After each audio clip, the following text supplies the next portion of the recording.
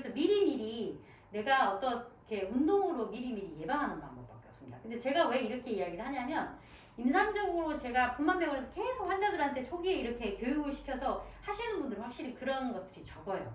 그리고 통증이 있더라도 운동을 하시는 분들은 통증에 훨씬 이렇게 적응을 잘하세요. 뭐 그런 거. 그러니까 우리가 운동을 하는 것이 나중에 분만을 위해서도 좋지만 사실 이제 앞으로 계속 통증들이 많이 생겨요. 그게 생각보다 너무 힘들거든요. 그러니까 그런 데 훨씬 도움이 된다. 이렇게 보시면 됩니다. 실제로 이제 병원에 가봐야 될 증상들이 나오죠. 초기에는 우리가 사실은 임신을 했을 때 병원에 가야 될 증상이다 라고 말하는 거는 그냥 간단해요. 피나거나 되게 아프거나 뭐 물 같은 게 와글칵 흘렀다거나 아니면 열이 나는 거. 특히나 열은 2분기, 3분기 때는 그렇게 심각한 건 아닌데 초기 열은 되게 중요해요. 보시면 출혈이다 그러면은 우리가 제일 걱정하는 게 유산 같은 걸까봐 아니면 임신인 것 같은데 뭐 자궁의 임신 같은 경우도 있으니까 초기에 확인을 해야 되는 거고 실제로 피가 나요 하고 달려오지만 별로 별게 아닌 경우가 생각보다 많아요. 왜냐하면 임신했을 때 보시면 여기 자궁 경부 쪽에 원래 여기가 좀 약하거나 헐어있거나 이런 분들은 임신을 하게 되면 이쪽 혈류가 되게 많아지거든요. 그러면 이렇게 훨씬 더 잘 헐어요. 그러면 뭐 이렇게 부부관계 하다가도 피가 확 나는 경우도 있고 뭔가 갈색 출혈이 있는 경우가 생각보다 많아요. 그래서 그게 굳이 어떤 유산이나 이런 게 아니더라도 날 수 있기 때문에 피가 나는데 그냥 괜찮겠지 이럴 수는 없죠. 근데 와서 확인해 보면 별게 아닌 경우가 생각보다 많기 때문에 피 나면서 배가 아프다. 그러면 조금 심각하고 피가 좀 많이 나온다. 그러면 우리가 마음의 각오를 하셔야 되지만 그렇지 않은 경우는 사실 별게 아닌 경우가 많아요. 그래서 요거는 꼭 산부인과 가서 확인을 하시면 되고 배가 아프다. 그럼 제일 걱정하는 게 이제 우리가 유산. 근데 유산이 아니고 보통 유산인데 배 아프고 되게 배가 아프면서 피난다 이러면 유산을 의심하지만 제가 아까 말씀드린 것처럼 배가 아파요 하고 오시는데 거의 한 70%는 인대가 늘어나면서 아픈 거 근데 별거 아닌 경우가 생각보다 많아요. 제가 제일 중요하게 생각한 건 뭐냐면 특히 14주 전 1, 3분기에는 열이 난다.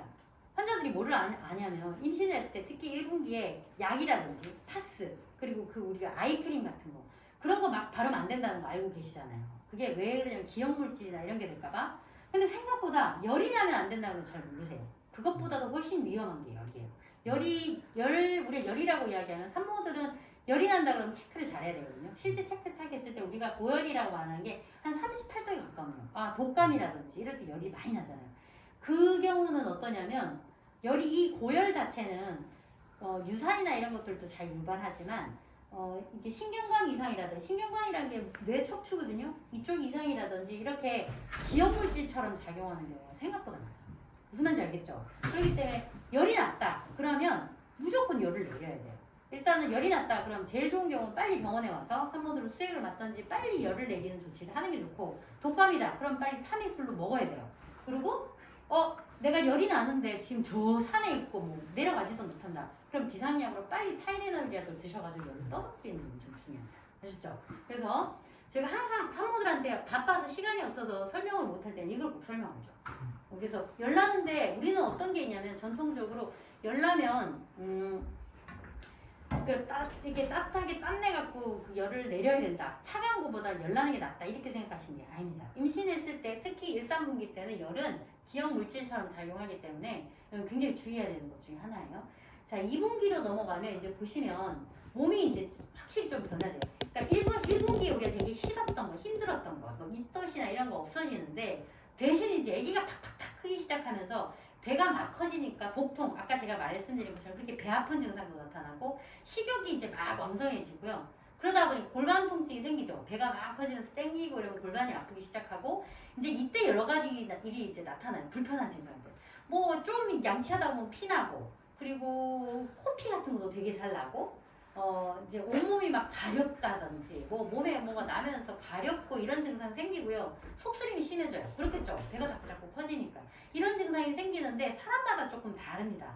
다른데 제가 왜 요거를 미리 말씀을 드리냐면 임신을 하게 되면 사람들이 어떻게 생각하냐면 약 먹으면 안 돼. 뭐 하면 안 돼. 내가 모르는 거 무조건 하지 말아야지. 이렇게 생각하시거든요. 근데 사실은 통증이 있을 때 이게 무슨 통증인지 알아야 되고 운동 같은 걸 통해서 충분히 아까 제가 말씀드린 것처럼 통증을 완화시킬 수 있어요. 또 하나는 예를 들어서 우리가 가려움.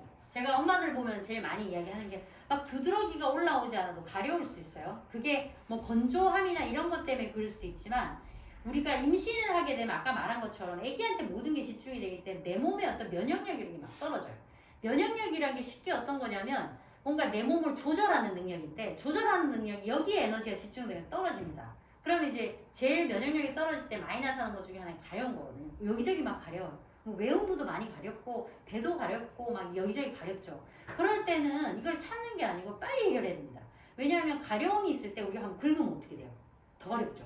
왜냐하면 가려우면 히스타민이라는 물질이 나오는 건데 긁으면 더 많이 나와요. 그리고 막 가려우니까 막 따뜻한 물로 여기 막 씻고 이러면 더 많이 나옵니다. 그래서 우리가 가려움이나 이런 증상이 있을 때는 요걸 해결하는 방법들이 되게 많거든요. 뭐 로션을 바른다든지 아니면 가려움을 바르는 연고들이 있어요. 그런 걸 빨리 발라서 빨리 해결하면 지나갈 수 있는데 이걸 놔뒀다가 나중에 여기저기 다 긁어서 오면 해결하는데 오래 걸리고 약도 먹어야 돼요. 약 먹어도 됩니다. 먹을 수 있는 약은 걱정하지 말고 드셔도 돼요. 아셨죠? 그러니까 가려움이 이게 생각보다 되게 힘들고 제 동기 중에 하나는 레지던트 할 때 가려움이 너무 심하니까 얘는 약을 달고 살았어요. 그러니까 너무 힘들고 이게 조절할 수 없는 상황이 계속 가니까 나중에 그게 안 되니까 주사. 제 환자들 중에서는 이 가려움이 너무 심해서 매일 와서 엉덩이 주사 2대씩 맞고 다니는 분들이 있어요. 그럴 수도 있기 때문에 요거는 미리 그런 증상이 있으면 빨리 상담을 해서 빨리 초기에 해결할 수 있는 건 해결하시는 게 중요해요. 자, 그러면 오늘은 사실은 임신에서 제일 중요한 게 뭐냐면 요 세 가지. 우리가 이제 조산이라는 개념이 있어요. 조산이라든지 임신성 당뇨라든지 임신 중독이라든지 이거 들어보신 적 있죠? 그쵸? 요게 사실은 임산부들이 이제 14주를 지나서 마지막 아기 나올 때까지 제일 신경 쓰고 조심해야 될 부분 중에 하나예요. 자, 보시면 조산의 개념부터 제가 잠깐 설명을 드릴게요. 조산이라는 건 일찍 낳는다는 뜻이에요. 그럼 우리가 일찍 낳는다는 거 얼마나 빨리 낳아야지 일찍 낳느냐? 기본적으로 정상분만이라는 게 37주부터 42주 전까지는 정상분만이에요. 그럼 왜 그러냐면 요 주수가 되게 웃기지만 큰 차이가 있습니다. 37주 이전에 낳은 애기들은 기본적으로 조산아들은 뭔가가 뭐 기능적으로나 이런 것들이 조금 더 취약할 가능성이 되게 높아요. 그래서 우리가 37주 1일에 낳은 애기들은 정상분만으로 봐요. 그러니까 위험성이 훨씬 떨어지고 우리가 의사들이 체크하거나 확인할 때도 훨씬 좀 안심하고 할 수 있고요. 그러면 아기를 오래오래 데리고 있다 43주, 44주에 나오면 안 되죠. 그거 왜 그러냐면 42주를 넘으면 엄마 태내에서 아직 나오지 않으면 태내 사망률이 확 올라가요. 그래서 우리가 사망률이라든지 합병증이나 이런 걸 봤을 때 37주에서 42주 사이일 때가 가장 적어요. 그리고 우리가 일반적으로 평균적으로 39주에서 40주 사이에 제일 많이 났습니다. 그렇게 보시면 되고, 그러면 우리가 조산이라고 말하는 건 37주 이전을 조산이라고 하느냐? 사실은 20주 이전은 조산이 아니라 유산이라고 봐요. 예를 들어서 조산이라고 말하는 거는 태어났을 때 사람으로서 그러니까 아기가 뭔가 생존을 할 가능성이 요만큼이라도 있느냐에 되는데 20주 이전에 살 수 있는 확률은 없다고 보시면 돼요. 그래서 그때는 우리 유산이라고 그러는 거고 20주 이후도 사실 굉장히 희박하죠. 근데 우리나라는 신생아 중환자실에 이런 시설 기술이 굉장히 뛰어나거든요. 우리나라는 굉장히 잘 살리는 편이에요. 우리나라 그 신생아 석과 의사들이 진짜 능력들이 되게 좋은 사람들이에요. 그래서 굉장히 잘 살림에도 불구하고 20주가 지나도 조산이라고 말할 때 생각보다 조산은 굉장히 많은 사람들이 겪고 가요. 그래서 내가 조산 아닌가? 그거 막 입원해 있는 사람도 생각보다 많고 임신성 중독증은 그렇게 많지 않거든요. 근데 조산은 꽤 많아요. 그래서 조산에 대해서는 잘 알고 계셔야 돼요. 우리가 일반적으로 조산을 이렇게 말하면 누가 이렇게 우리말로 이렇게 바꿔놓는 게 있어요. 위험한 조산이다, 심한 조산이다, 보통 조산이다. 말이 좀 웃기죠, 그죠? 자, 이게 이런 개념이 왜 나오게 되냐면 우리가 조산아의 생존 가능성은 주수에 따라서 엄청 달라요. 그래서 우리가 애들이 엄마 뱃속에 하루가 뭐 태어났을 때 1년이라고 그러잖아요. 그게 틀린 말이 아닌 게 보시면 조산일 경우에도 우리가 조산에서 28주를 되게 중요하게 봐요. 28주 이후로 우리가 3분기라고 그런다고 말씀드렸잖아요. 28주 이후인 아기가 그래도 생존율이 굉장히 올라갑니다. 보시면 27주, 29주 사이는 생존율이 거의 80%가 되죠. 살기는 산다는 뜻이에요. 28주를 지나서 태어나면 우리나라 의사들 기술로 그 실력으로 거의 다 살립니다. 굉장히 잘 살거든요. 물론 합병증이 있죠. 근데 일단 우리가 조산을 보면 28주가 되게 중요해요. 28주를 넘기면 일단 살 수는 있다. 그러면 환자들이 조산기로 왔어요. 조산기로 오면 의사 입장에서는 지금 6주 막 이러면 엄청 후달리면서 봐요.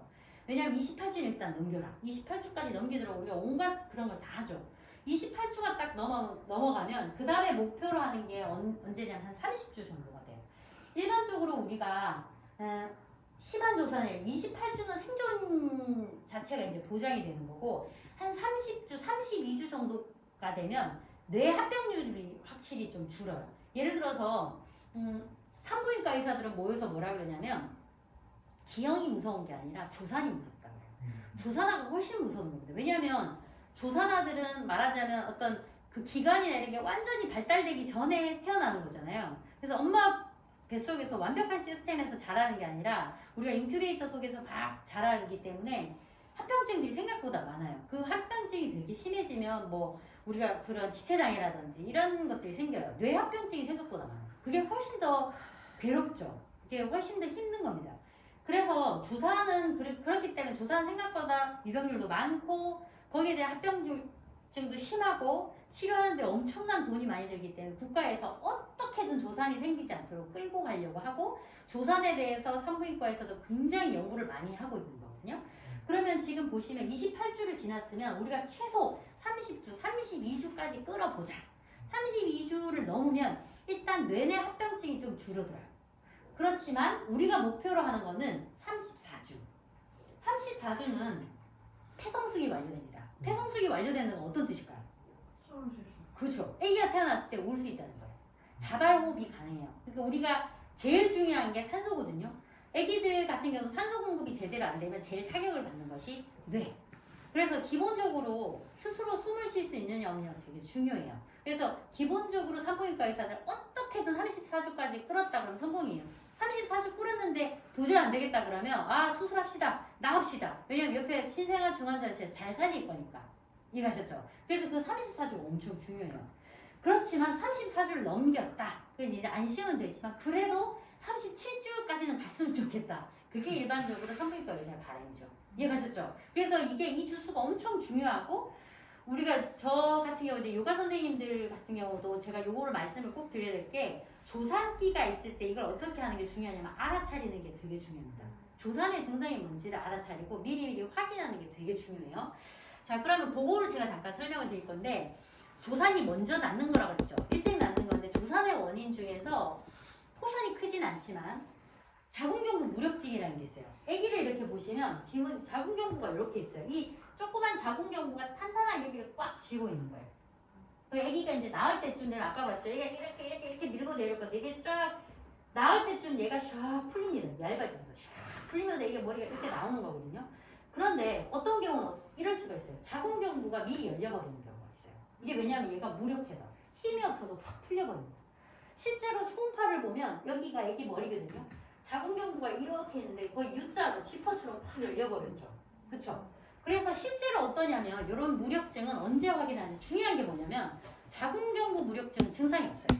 우리가 조기진통은 증상이 있어요. 아프죠? 아프기 때문에 아프네 하고 갈 수 있는